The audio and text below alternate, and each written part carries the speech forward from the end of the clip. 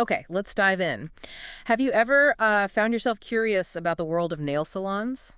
Maybe hmm what exactly happens there, or even just the specific language people use when they, talk about getting their nails done? It is a really common activity, Mm, absolutely. But yeah, the details and the lingo, they can feel a bit unfamiliar if it's not something you do all the time. exactly. And, well, that's our mission today. We're doing a deep dive, and we're guided by the source you shared. It's a transcript from a YouTube video, right? Aimed at English learners. That's the one.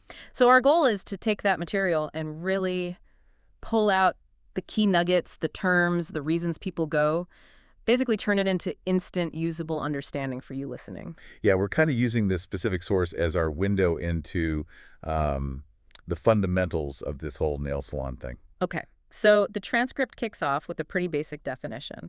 According to this source, what is a nail salon? It keeps it simple. It's Yeah. described as, a specific shop or store. Right. It's a place you go to get your nails painted and generally cared for. And they make a really clear distinction right away, don't they? It's not a hair salon, No, definitely not.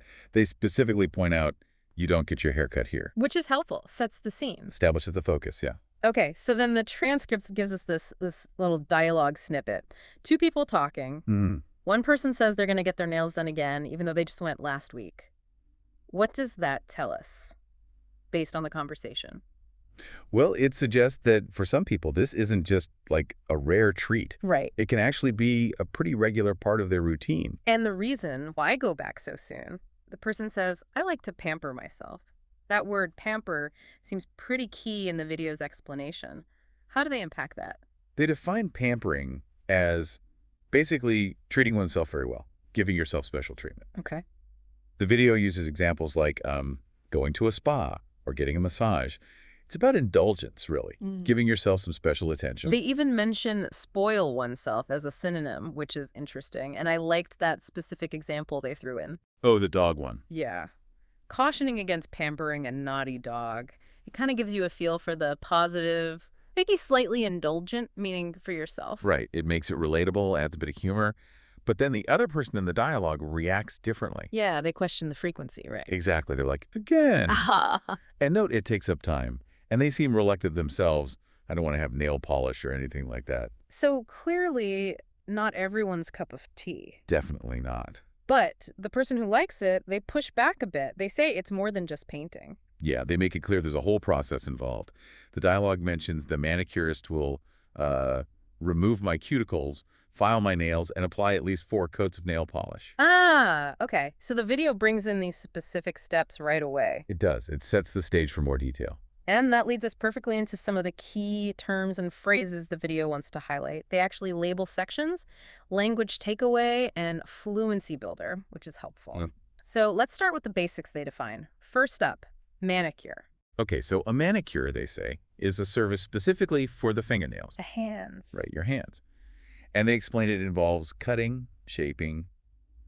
They even mention options like pointy or boxy, Okay, then painting and drying the nails, kind of the whole package for hand and nail care. got it. And the equivalent for the other end? That would be the pedicure, defined as being for the feet and toenails. Makes sense. And they helpfully point out that peda means foot, so it's a clear contrast. Mm, Manicure for hands, pedicure for feet. simple enough. Okay, what about the colorful stuff they put on? Nail polish. Right. They describe it as a special paint used just for nails. Yeah. Its main purpose is to make the nails shiny. Shiny, like the word polish itself suggests. Exactly. They make that connection. And they do explicitly say you wouldn't use, like, wall paint. A simple comparison for learners, I guess. Good clarification. And the person who actually does all this work, the professional. That's the manicurist. The video identifies them as the person providing the manicure service, the one taking care of and painting your nails. They even give a little example sentence. I have a favorite manicurist. Her name is Sally. Makes it concrete. Nice touch. Now, here's a word the transcript itself flags as being very hard for learners. Cuticles. What are those? Yeah, cuticles. They define it as the skin right around the fingernail, specifically a thin layer of skin on your fingernail. Oh, okay, that little ridge of skin. Exactly. And they mention that manicurists might push this back or even cut away this dead skin as part of the service. It's a very specific term for a small area. It is. And thinking about shaping the nail, the action is to file. What does that mean in this context? So filing, the verb to file, means making the nails shape differently or just smoothing them out. Right. The video calls it a more delicate process than just cutting, like shaving off very, very little at a time. Not like clip, clip, clip cutting. Exactly. They Yeah. contrast it with that. It's more about refinement. And the tool for that. That's the nail file, the noun. They describe it pretty well. A long piece of cardboard that has a paper that's kind of like sand on it.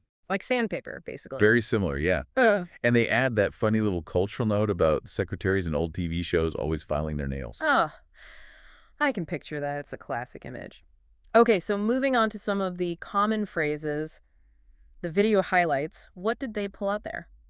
Well, a really common one is to get your nails done. Oh, The video presents this as just a much more typical spoken way to say you're going for a manicure or pedicure.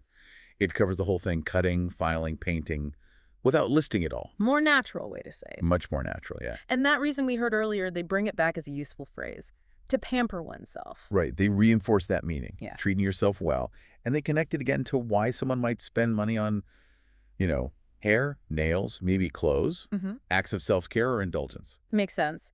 And finally, circling back to the painting itself, they explain coats of nail polish. Yeah, coat here just means a layer. Okay. The video explains that you often apply multiple coats.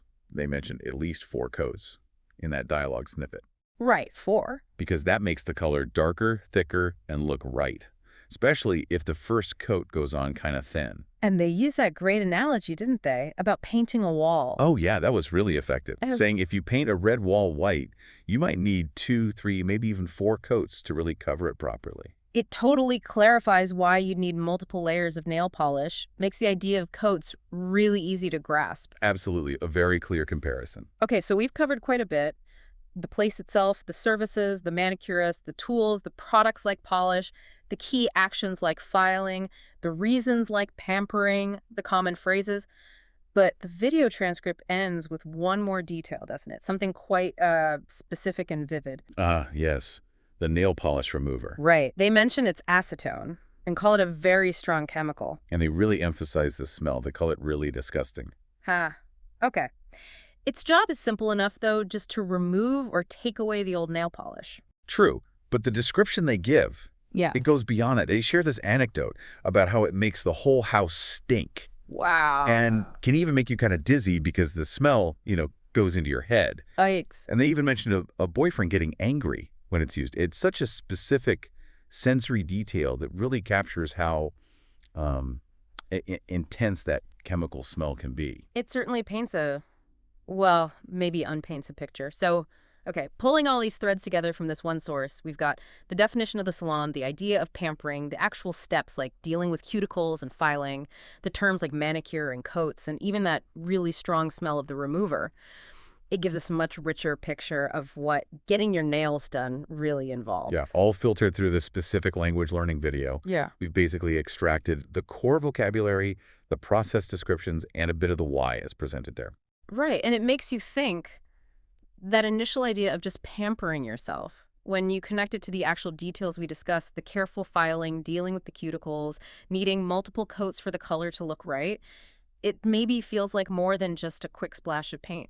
It definitely frames it as a more involved process, maybe even a ritual for some. So thinking about that idea of pampering yourself alongside these detailed steps, the filing, the cuticles, the multiple coats, does knowing the specifics as the source laid them out make the idea of getting your nails done feel more like a simple treat for you, or perhaps more like a necessary ritual, or maybe something else entirely?